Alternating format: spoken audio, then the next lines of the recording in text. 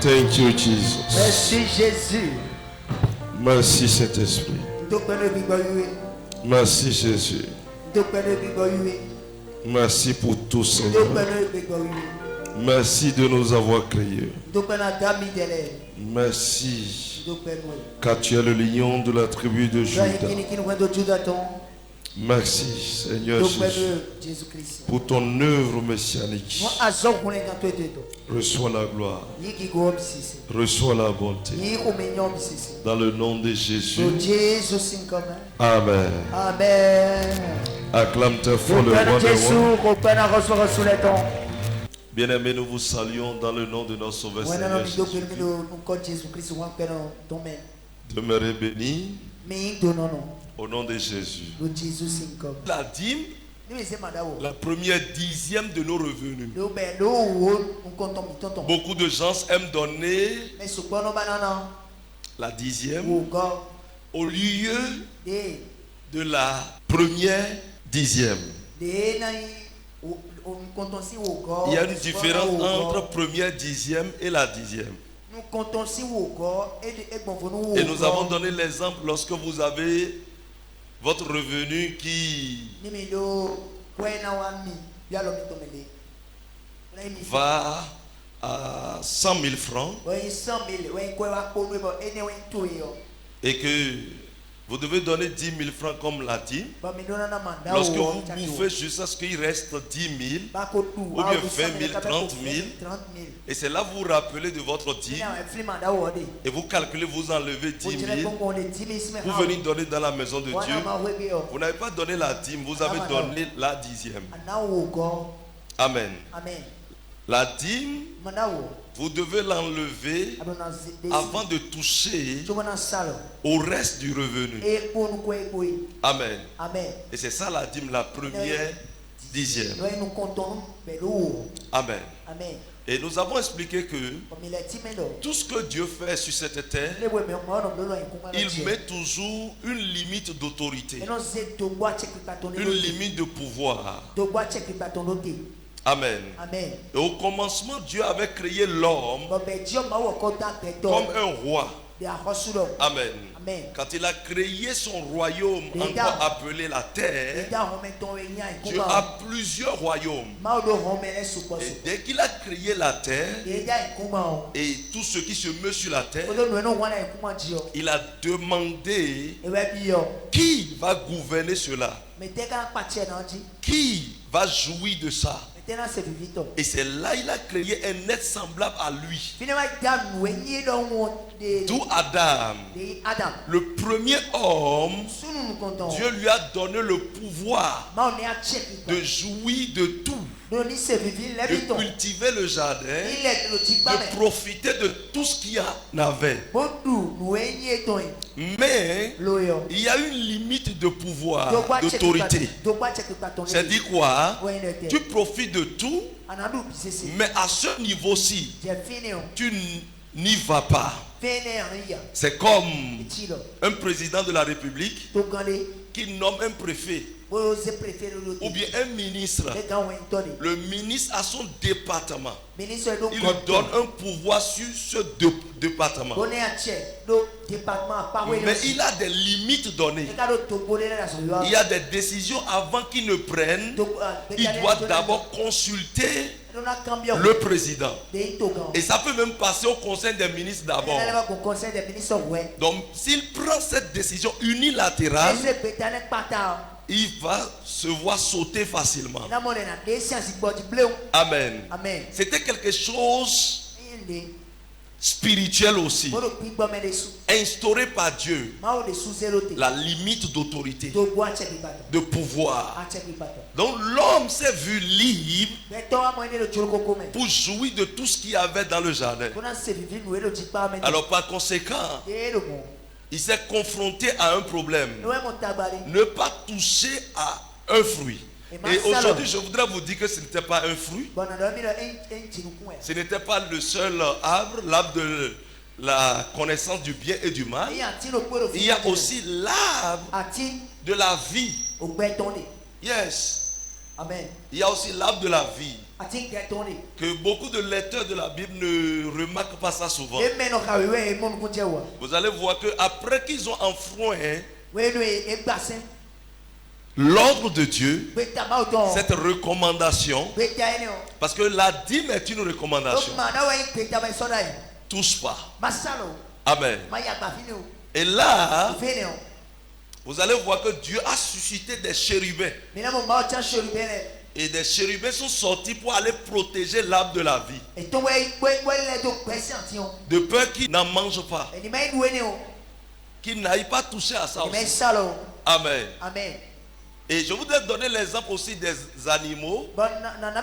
Les viandes, même les poissons que nous mangeons. Est-ce que vous arrivez à tout manger dans un animal? Même si vous êtes cruel n'importe comment, que vous consommez même le sang. Parce que les gens ne mangent pas de brome, ils prennent son sang de brome. Ils mangent. Même si vous êtes cruel n'importe comment, et que vous mangez même le sang, vous avez une limite dans l'animal. Dans la viande de l'animal. Il s'agit de la bile. Vous ne pouvez pas toucher à ça. Donc sur un animal, il y a quelque chose que vous devez jeter. C'est une limite d'autorité. Je te donne ça, mais tu ne manges pas tout. Tu ne touches pas à tout. Il y a une zone d'interdit. Amen. On appelle ça limite d'autorité. Amen. La dîme est une recommandation. Dieu n'a pas besoin normalement de l'argent de quelqu'un. Il te bénit et puis tu jouis de ça. Mais il a instauré cela juste pour que l'homme puisse le respecter. Celui qui honore la dîme respecte la recommandation de Dieu. C'est un signe de respect, d'obéissance et de crainte de l'Éternel. Amen. Et j'ai refusé que beaucoup de gens enseignent la dîme comme une manifestation d'amour pour Dieu. Et j'ai dit non, toute recommandation n'est pas amour.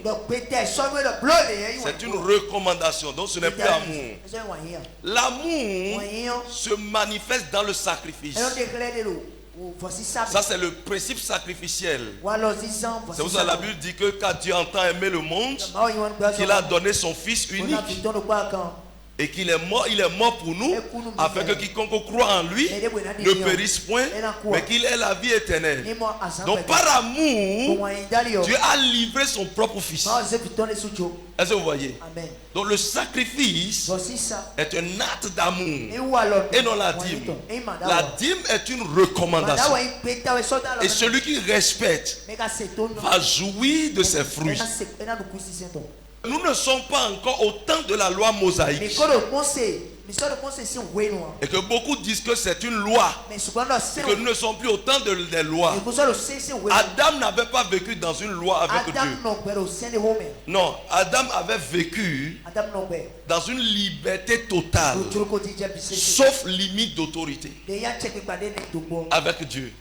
C'était ça simplement. Il n'y avait pas une loi. Amen. Et quand nous évoluons sur Abraham aussi, il n'y avait pas une loi. Amen. Est-ce que quelqu'un me comprend? Donc dès l'origine, Dieu a instauré cela. Il a inspiré d'autres. Il a instruit d'autres. Amen. Sur la dîme devient une loi. Quand est-ce que la dîme est devenue une loi? Lisez-moi le livre de Malachie 3, du verset 6. Et tu me gardes nombre 18 correctement. Nombre 18. Okay. Amen. Il dit, quand je suis l'Éternel, je ne change pas.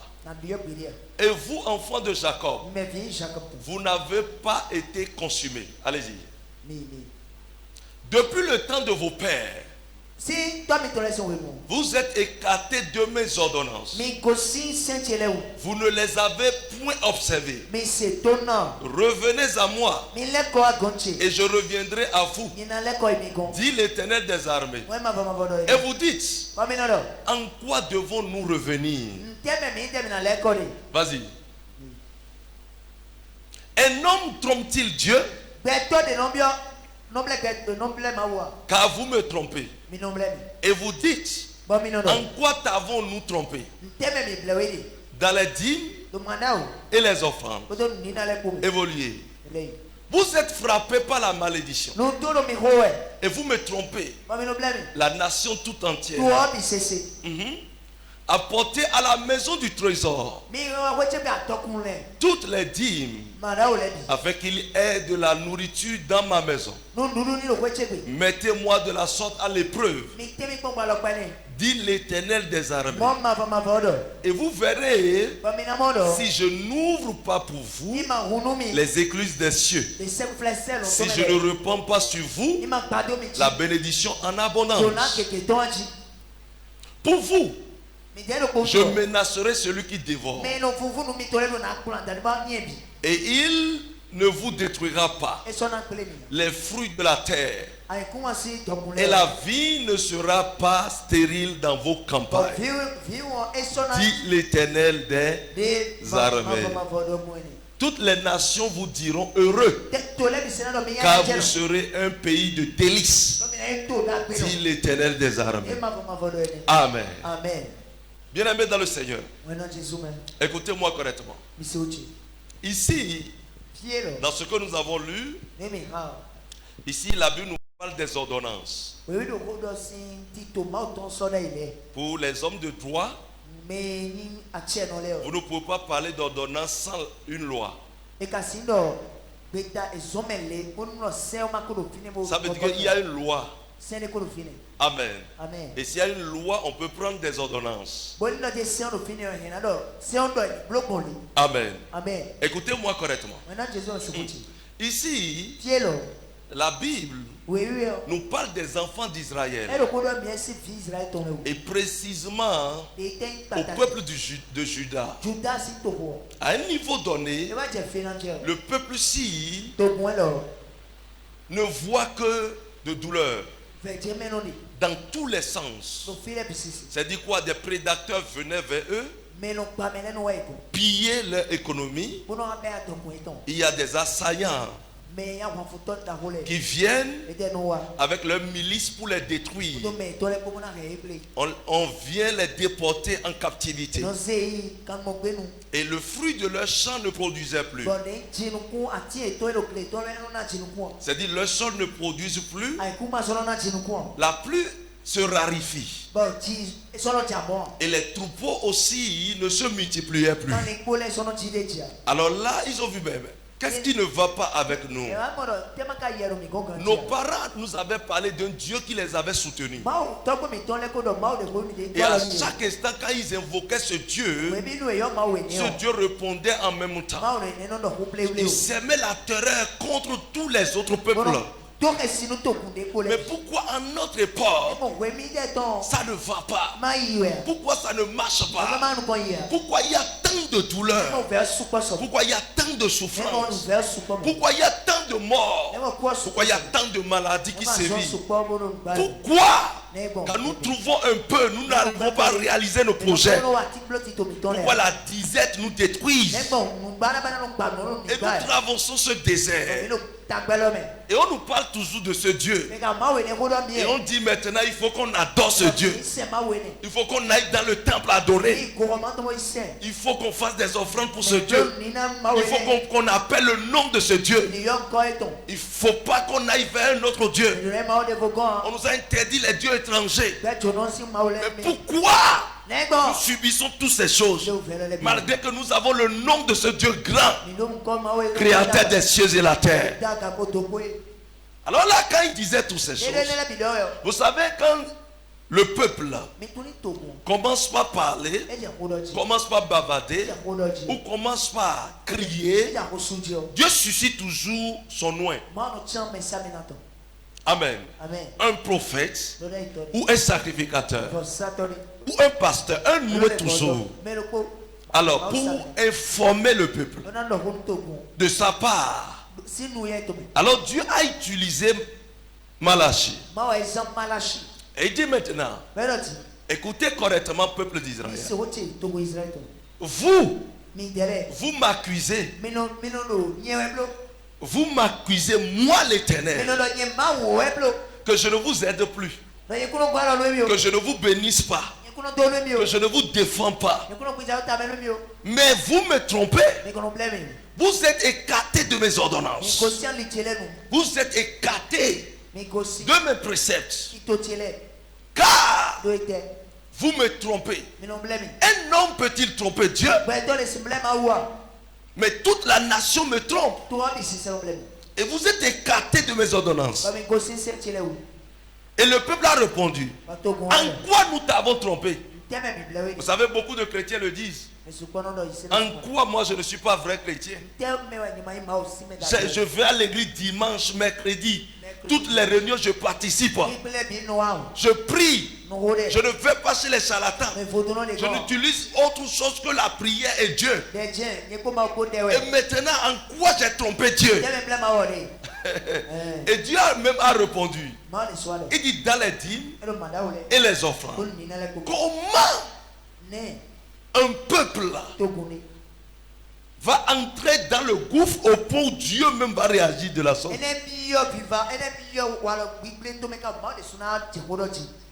Et Dieu dit, c'est dans les dîmes et les offrandes.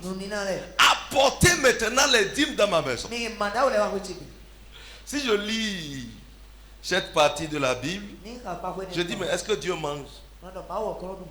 Mais pourquoi Dieu a insisté de trop sur ça comme ça? Parce que moi je n'ai jamais vu Dieu descendre ici pour manger la dîme de quelqu'un. Mais pourquoi il insiste comme ça? Amen. Il dit, apportez la dîme dans ma maison, afin qu'il y ait de la nourriture en abondance dans ma maison. Mettez-moi de la sorte à l'épreuve. C'est là où j'ai eu peur. C'est là où j'ai eu peur. Quelqu'un dit, c'est là où j'ai eu peur. C'est là où j'ai eu peur. Dans aucun passage dans la Bible, Dieu n'a autorisé personne à l'éprouver. Dans aucun passage, sauf Malachie 3. Dans le chapitre là. Il dit, mettez-moi de la sorte à l'épreuve. Dieu qui a interdit de ne pas l'éprouver, ici a autorisé de l'éprouver par là. Ça veut dire que ce sujet est sérieux. Amen. Bien-aimé dans le Seigneur, si moi je ne vais pas détruire le destructeur de vos biens, et que je ne vais pas ouvrir les écluses des cieux, que la bénédiction envahisse votre vie, et toutes les nations diront que vous êtes heureux. Amen. Pourquoi Dieu parle ainsi? Dieu mange-t-il? Est-ce que Dieu descend pour manger? Quelqu'un a vu une fois Dieu descendre pour manger? Même dans l'Ancien Testament où Dieu visitait le peuple, son peuple ou bien ses jouets, vous allez voir dans plusieurs passages dans la Bible, j'ai vu Dieu, j'ai vu l'Éternel. L'Éternel m'est apparu. Et puis la personne bâtit un autel ou bien il lui donne une offrande. Ce n'est pas l'Éternel. Dieu ne se déplace pas sur son trône. Amen. C'est les anges de Dieu. Lorsque Dieu envoie un ange, l'ange parle au nom de Dieu. Amen. C'est dit quoi? L'ange ne se possède plus. C'est dit quoi? Il a une information de la part de Dieu. Donc sa présence, c'est comme si c'est Dieu qui est venu. Et c'est pour ça que la Bible parle de l'Éternel m'a visité. Amen. C'est trop facile pour que Dieu même se déplace pour dire veut venir régler un problème. Ça veut dire que ton problème est trop et puis ça devient impossible ça. Dieu n'a pas besoin de ça. Son imagination simplement peut détruire ton problème. Est-ce que quelqu'un me comprend? Bien-aimé dans le Seigneur, écoutez-moi correctement. Pourquoi Dieu insiste sur la dîme? Pourquoi Dieu insiste sur la dîme? En ce temps-là, hormis le temps où il n'y avait pas la loi, Parce que ici, ça dépasse une recommandation. C'est devenu une loi. Amen. Amen. C'est-à-dire les choses ont évolué. Les choses ont évolué. Ça dépasse maintenant une recommandation. Et ça vient maintenant dans les lois. Dans la loi. Et ça a des ordonnances encore. Écoutez-moi. Allez dans le livre de Nombre. Vous allez comprendre ça. Nombre 18. Lisez 21 d'abord. Je donne comme possession aux fils de Lévi toute dîme en Israël pour le service qu'ils font, le service de la tente d'assignation. Les enfants d'Israël n'approcheront plus de la tente d'assignation de peur qu'ils ne se chargent d'un péché qui ne meurt. Les Lévites feront le service de la tente d'assignation et ils resteront chargés de leur iniquité. Ils n'auront point de possession au milieu des enfants d'Israël. Ce sera une loi perpétuelle parmi vos descendants. Ce serait une loi perpétuelle parmi vos descendants. Je donne comme possession aux Lévites les dîmes que les enfants d'Israël présenteront à l'Éternel par élévation. Je donne comme possession aux Lévites les dîmes que les enfants d'Israël présenteront à l'Éternel par élévation. C'est pourquoi je dis à leur égard, ils n'auront point de possession au milieu des enfants d'Israël. Le 31. Vous la mangerez en un lieu quelconque, vous et votre maison, car c'est votre salaire pour le service que vous faites dans la tente d'assignation. C'est clair. Amen. Amen. Bien aimé dans le Seigneur, écoutez-moi correctement. Ici, vous savez que le livre de Lévi, Lévitique, est rempli des lois, des préceptes et les ordonnances. Amen. Écoutez-moi correctement. Ici, lorsque les enfants d'Israël sont sortis de l'Égypte et ils sont venus maintenant sur la terre promise, alors Dieu leur avait demandé à Moïse de donner par tribu des terres aux enfants d'Israël. Amen. Il s'agit des 12 tribus. Amen. Et là, Moïse a commencé, il a donné des terres, des zones aux enfants d'Israël. Même les deux demi-tribus de Joseph, Manassé et Ephraïm, ils ont reçu. Mais il a demandé à Moïse de délaisser la tribu de Lévi et de ne lui attribuer aucune portion. Amen. C'est ce qui fait que jusqu'à aujourd'hui, si vous allez en Israël, vous n'allez voir aucune zone où les Lévites, vous pouvez les retrouver comme ça. Vous dites que c'est les Lévites ici. Non. Jusqu'à la bande de Gaza. Amen. Écoutez-moi correctement. Alors là, les autres ont eu des portions. Mais Moïse même est un Lévi. Il est de la tribu des Lévis. Son frère Aaron est de la tribu des Lévis. Et Dieu dit, vous autres là, vous n'allez rien prendre. Allez dire à vos parents, je ne leur donne rien comme portion de terre et qu'ils doivent obéir. Alors on a partagé les portions de terre aux autres tribus. La tribu de Juda en a reçu, de Benjamin en a reçu, même Ruben en a reçu, Zabulon en a reçu, Simeon en a reçu, Gad en a reçu. Eux tous ont reçu, mais Lévi n'a pas reçu. Alors ils sont aussi nombreux. Ils sont aussi nombreux. Comment ils vont vivre? Qu'est-ce que les autres ils vont faire? Dieu dit je les ai choisis.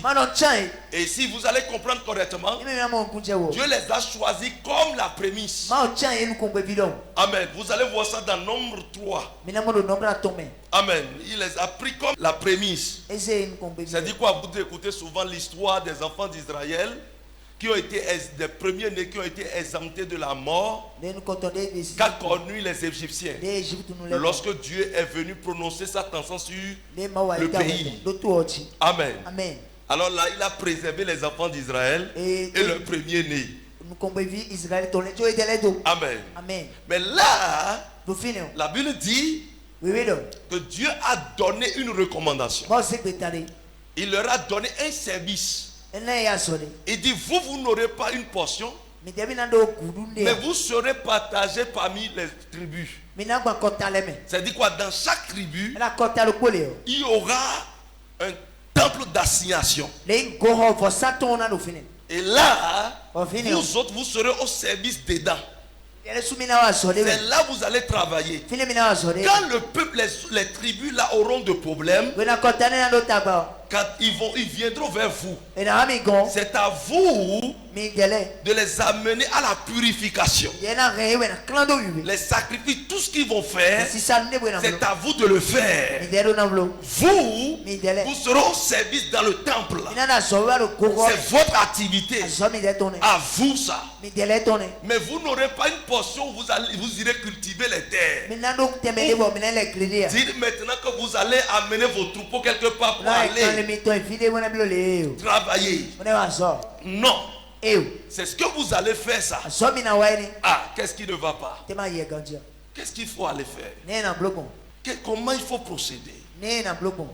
Alors là, Dieu a commencé par Aaron même, Aaron et Moïse, et toute sa famille. Il a demandé à ce qu'on les oint et qu'ils deviennent maintenant des sacrificateurs. Donc les Lévites sont des sacrificateurs. Ils sont comme des prêtres. Ils n'ont pas de portion. Donc quand vous allez dans une famille, vous allez voir que c'est telle collectivité ça. Mais vous allez voir des Lévites parmi eux, et leur service c'est d'amener les autres vers Dieu, c'est de purifier les autres, c'est d'intercéder pour les autres. Ils sont au service du peuple. Amen. Et là Dieu dit, eux autres ils seront en train de travailler, mais tout ouvrier a droit à un salaire. Je vais les payer moi-même. Et comment il va les payer? Alors Dieu dit, vous allez prélever la dîme sur toutes les autres tribus. Vous allez prélever la dîme sur toutes les autres tribus. Je vous donne ce droit. Donc quand ils viendront vers vous, c'est une loi que j'ordonne maintenant aux autres tribus.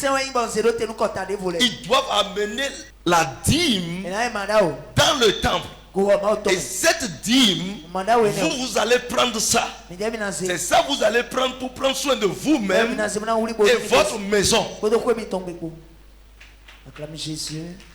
Amen. Amen. Écoutez-moi correctement. Cela voudra dire, si le peuple n'obéit pas à cette loi, ça veut dire que les sacrificateurs vont mourir de faim. Ou ils vont déserter le lieu et aller chercher quelque chose à faire. Et dès qu'ils vont sortir de là, quelque chose va se passer. Est-ce que vous savez ce qui va se passer?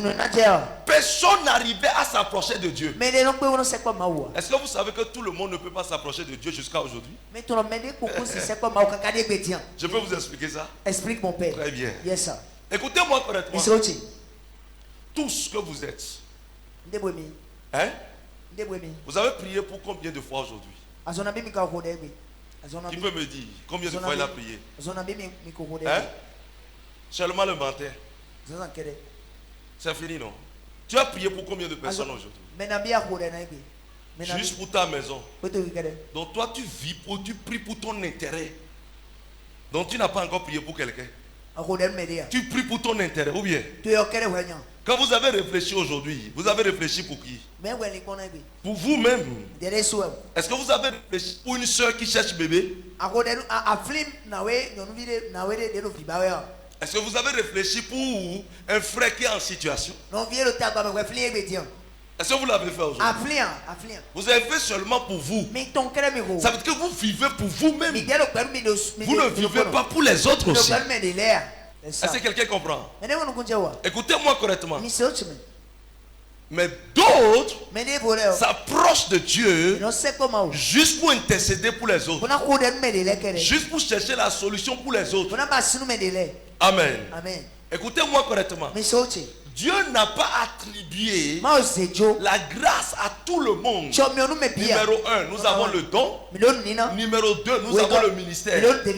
Toi, tu cours pour ton bien. Tu as eu ton diplôme, tu jouis de ça. Tous les jours, tu cours pour aller travailler. Tu veux construire.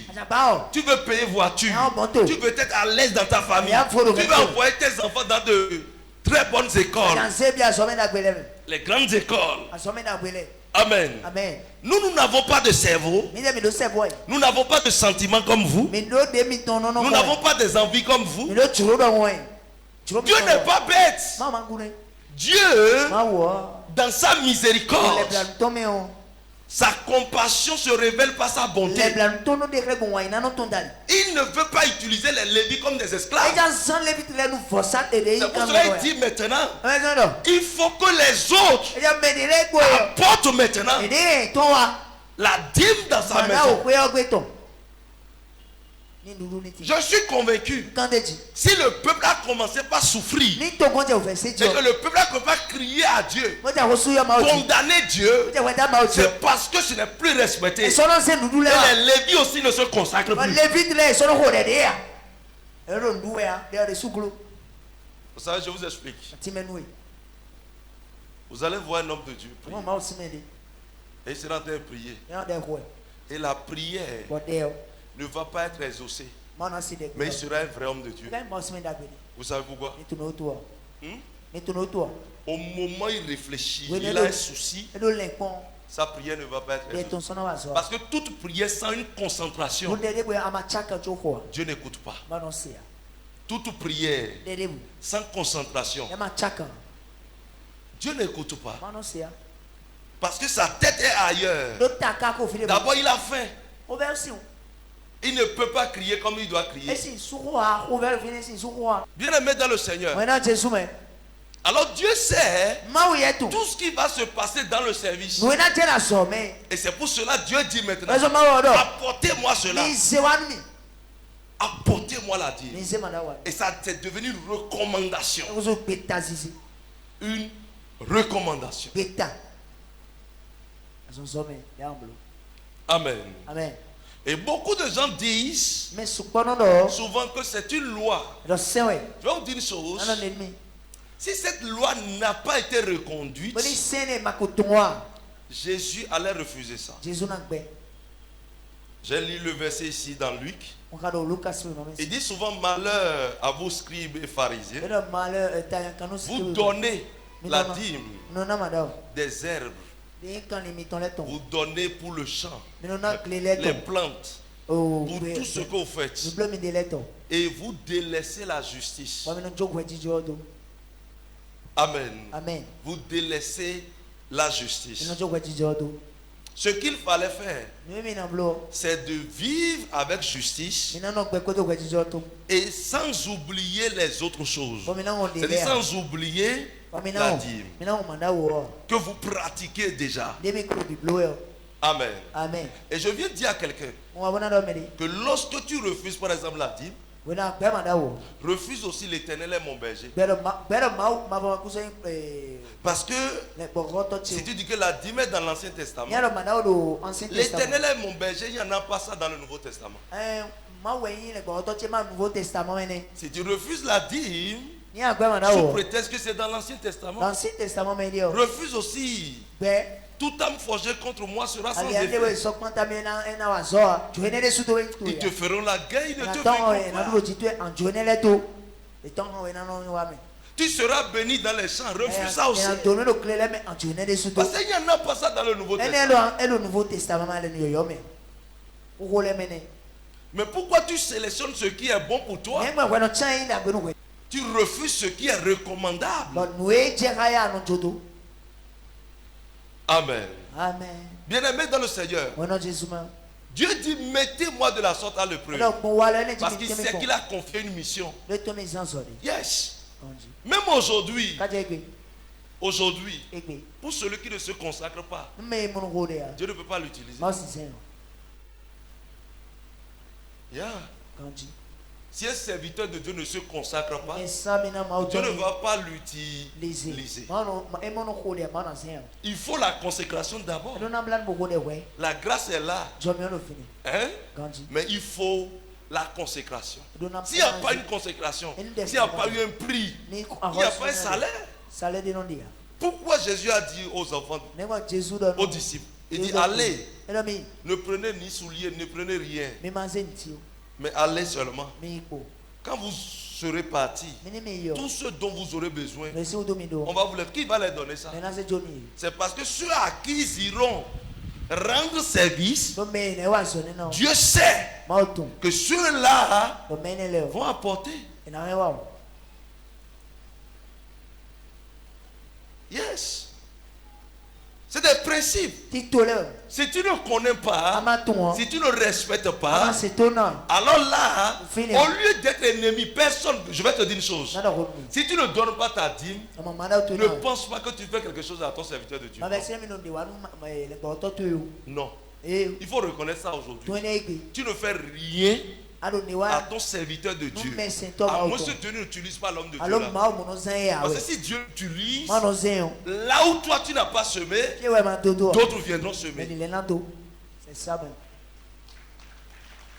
C'est clair. Mais ce que tu fais, c'est que tu deviens ennemi de Dieu.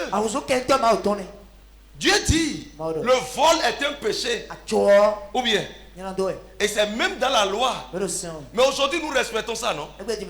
Nous respectons cela. On dit, mais ne vole pas, car celui qui vole ira où? Dans l'enfer. C'est dit quoi? Il va à l'encontre de la recommandation de la loi de Dieu. Et celui qui ne donne pas la dîme devient facilement ennemi de Dieu. Tu deviens ennemi de Dieu, non ennemi de ton serviteur de Dieu. Tu deviens ennemi de Dieu. Beaucoup de fidèles regardent dans la marmite des hommes de Dieu. Dieu ne mange pas la dîme. C'est nous qui mangeons ça. C'est ça. Si ton pasteur ne t'a pas dit ça, moi je te le dis. C'est nous qui mangeons ça. C'est pour les pasteurs. C'est ça. Et la dîme gère aussi d'autres problèmes dans la maison de Dieu. D'autres besoins dans la maison de Dieu. Et beaucoup de gens regardent dans la mamie des hommes de Dieu. Ah, ne donne pas la dîme. Quand tu vas donner la dîme là, tu es en train d'enrichir les hommes de Dieu. Tu es en train d'enrichir les hommes de Dieu. Tu te tues sans s'en rendre compte. Parce que la bénédiction, il y a la loi de la semaille et de la récolte. La bénédiction a ses principes. La prière ne bénit pas. Si la prière bénissait, écoutez-moi, les églises évangéliques seront les plus bénies en matière de bénédiction financière. Mais nous prions plus que tout le monde. Mais vous allez voir que les musulmans nous dépassent. Les gens du monde sont plus bénis que nous. Pourquoi cela? Parce que nous n'aimons pas respecter les principes. Lorsque tu ne respectes pas la dîme, qu'est-ce qui se passe? Écoutez-moi, la conséquence est terrible. Yes. La conséquence est terrible. Le destructeur que Dieu doit détruire va t'assujettir. va te dominer. Le destructeur, le dévoreur des biens. Tu vas constater des problèmes par ici, des problèmes par là. Ce que tu ne vivais pas avant, c'est ça que tu vas commencer par vivre. Et tout ça là, qu'est-ce que ça fait? Ça épuise ton économie. Tout ce qui peut épuiser ton économie, c'est ça qui arrive. Donne-moi un feu dangereux. Fire. Plusieurs prient contre Satan, prient contre les démons, prient contre le sorcier, prient contre la maladie. Mais une chose, est-ce que tu respectes les principes qui bloquent? Écoutez-moi, je vais te dire une chose. Il y a une maladie qui doit t'attaquer. Par exemple, tu donnes ta dîme, mais il est dit: je vais détruire le dévoreur, le destructeur de ton bien. Quand tu vas tomber malade, une maladie dangereuse, ton argent va partir où? À l'hôpital. Est-ce que tu jouis de ça? Est-ce que la promesse de la dîme s'est avérée? Non. Par conséquent, Dieu est dans l'obligation de te protéger. Celui qui donne la dîme ne donne pas comme ça à l'homme de Dieu. Non. Tu donnes ça selon, parce que c'est une recommandation de Dieu. Vous savez, quand tu travailles, tu gagnes ton salaire, tu gagnes ton argent. Est-ce que le pasteur vient et dit maintenant: mon frère, viens, on va dire comment on va gérer ça? Viens, ton salaire que tu as gagné là, donne-moi ça et puis je vais te montrer comment on va gérer. Je suis allé au service avec toi. Maman, vous avez déjà fait ça avec quelqu'un? Si vous partez au marché par exemple et que vous trouvez votre argent, mon frère, tu as déjà fait ça une fois? Lorsque vous prenez soin de votre dîme et que vous donnez votre dîme, ne calculez pas votre serviteur. Ne calculez pas la porte. Vous savez ce qui tue les francophones? Quand ils donnent la dîme, ils ne veulent pas voir le serviteur de Dieu changer.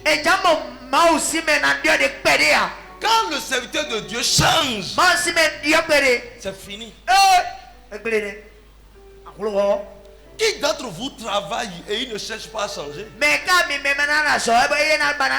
Tout serviteur de Dieu ne change pas. Non.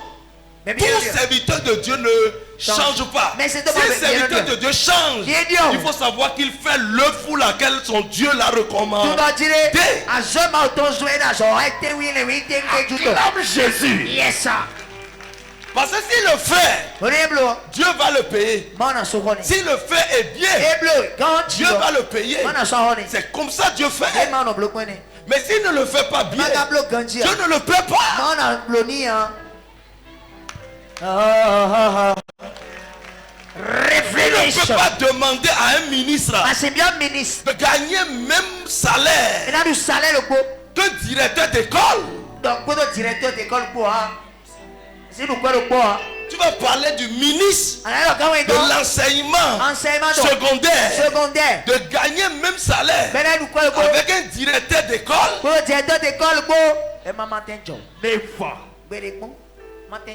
La charge diffère. Beaucoup disaient: les pasteurs sont bénis. Pourquoi il est béni jusqu'à ce point? Je voudrais vous dire une chose. Dangote est pasteur, mais il n'est pas béni plus que les pasteurs.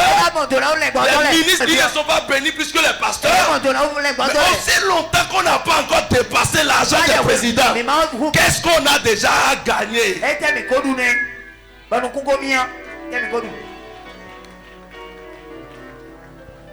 Lorsque ton cœur rumine, ton cœur est gris, tu vas commencer par manifester la jalousie. Et la jalousie se manifeste par la haine. Et là tu vas dire: je ne donnerai pas. Et tu vas dire à d'autres personnes: je ne donnerai pas. Tu n'as rien fait à un serviteur de Dieu. Pour celui qui connaît le Dieu d'Israël, tu ne lui as rien fait.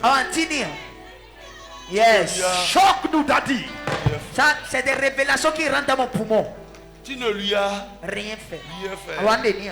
À plus forte raison, aujourd'hui maintenant, moi je vais te dire une chose. Si je constate que tu es comme ça, tu es comme ça.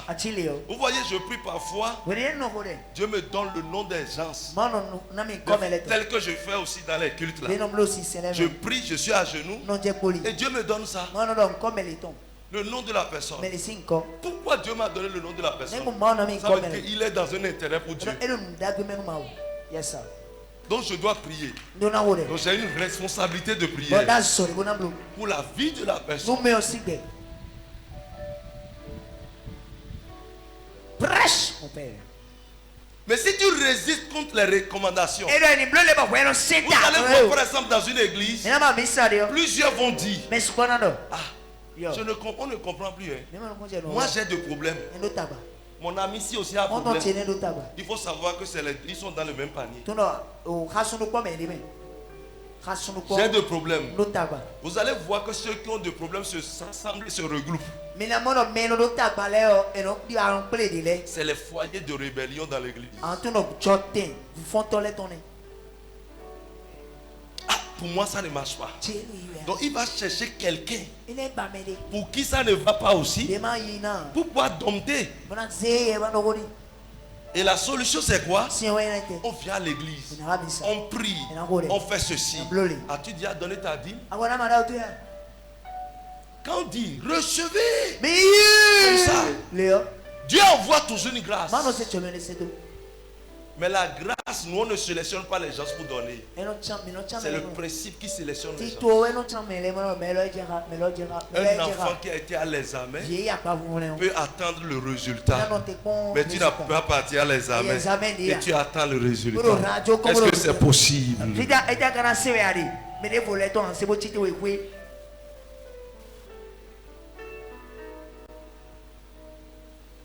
Lorsque tu viens dans une église et tu entends de très bons témoignages qui sortent de l'entendement humain, il faut avoir peur de Dieu. Il faut savoir que c'est un signe de présence de Dieu. Tu vois Dieu guérir spectaculairement. Dieu se manifeste. Il faut avoir peur. Il est là. Ça veut dire qu'il est là. Si tu n'es pas béni, ça veut dire qu'il y a un principe que tu ne respectes pas.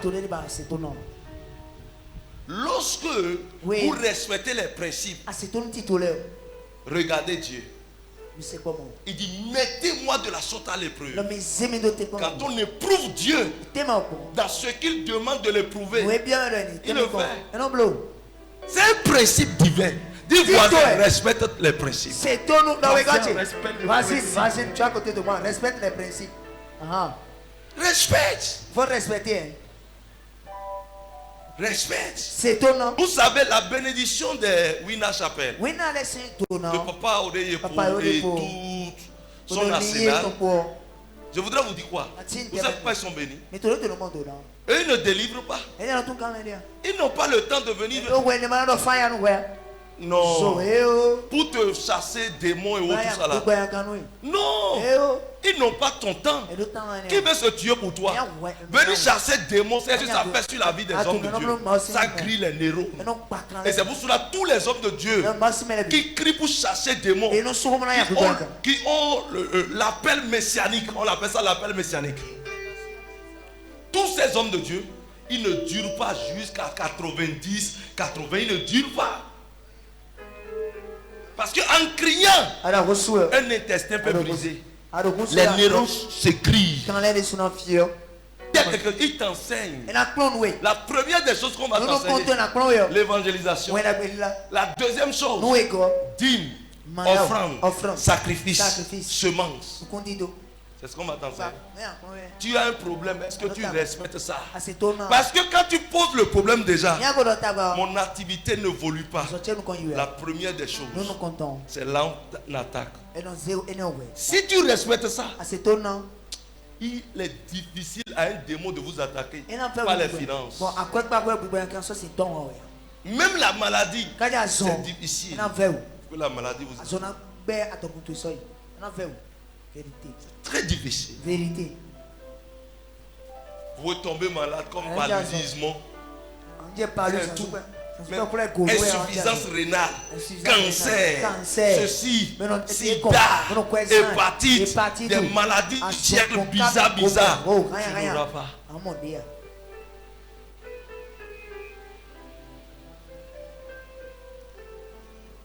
Dieu veille sur ses enfants qui respectent ses principes. Les voisins respectent les principes. Voisins respectent le principe. Si tu ne verras pas la main de Dieu, celui qui respecte, si réellement tu respectes, ça ne va pas. Tu peux venir me voir. Je dis, papa, je respecte. Mais ça ne va pas. Peut-être tu t'es trompé d'activité. Et je peux te changer ça. Ou peut-être tu t'es mal accompagné. Ou peut-être ceux qui t'entourent sont de mauvaises intentions. Il y aura quelque chose, mon Dieu va voir. Parce que mon Dieu n'est pas aveugle. Yes, sir. Amen. Amen. C'est une loi que Dieu a mis sur place. Amen. Amen.